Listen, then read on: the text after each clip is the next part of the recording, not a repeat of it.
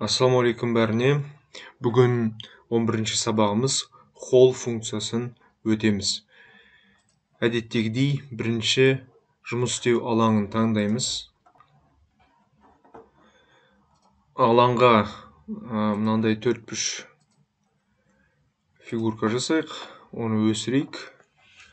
Дейік, мынау 70 дейік, мына жерін 70 дейік. Содан кейін оны 70-ке өсірейік. Бізде мынандай куб шықты. Енді кубтың үстіне холл жасау үшін белгі қойымыз керек. Мысалы, мынаның ортасына бір белгі қояйық. Содан кейін тағы бір белгі қояйық. Мына жерге мысалы. Енді жаңағы белгілердің үстіне холл функциясын қолданайық. Бұлай. Контрсинк таңдадық. Контрсинк дегеніміз жанынан қарайтын болсақ,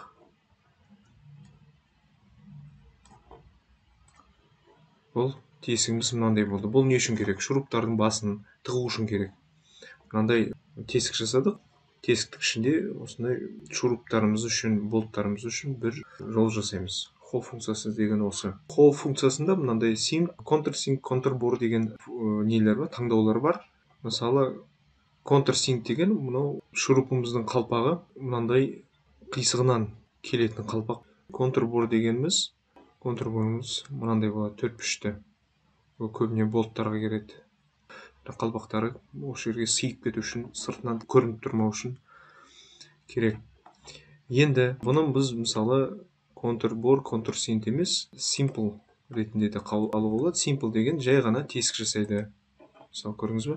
Жай ғана тесік жасады. Мысалы, контрборды қалайық. Енді blind дегеніміз соқыр деген мағынаны береді. Соқыр деген соңы соқыр. Яғни бұлай тікелей фигураны тесіп шықпайды деген сөз.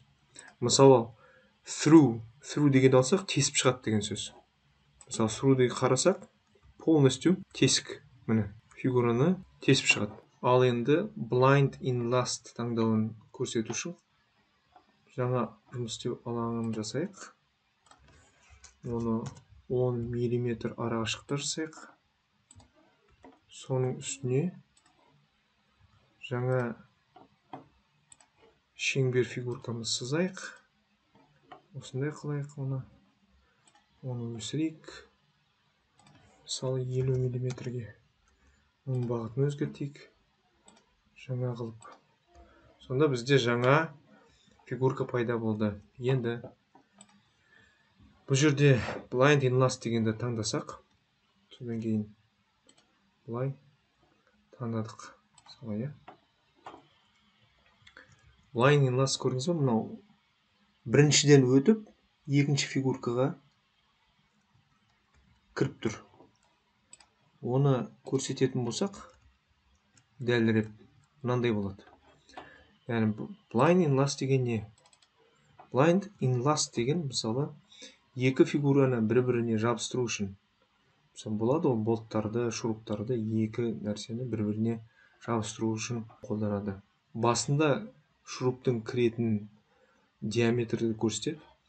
Қалпағы болса, қалпақтың диаметрі, мысалы, қалпағын өзгертетін болса, көрдіңіз бе? Диаметр қалпақтың өсіп жатыр. Содан кейін мынау қалпақтың биіктігі, мысалы, 6 мм, 7 мм қылсақ, 8 мм қылсақ осыны үлкейеді.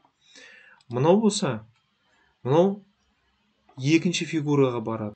Екінші фигураға кіріп, нағыз ұстайтын, тартатын жақты көрсетеді. Яғни мынау тартпайды, мынау бос болып тұр, көрдіңіз бе?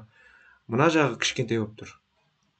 Соны көрсетеді. Мысалы, мынаны біз үлкейтсек 5:2 деп үлкен болады. Азайтсақ, 3:2 болсақ, диаметр азаяды.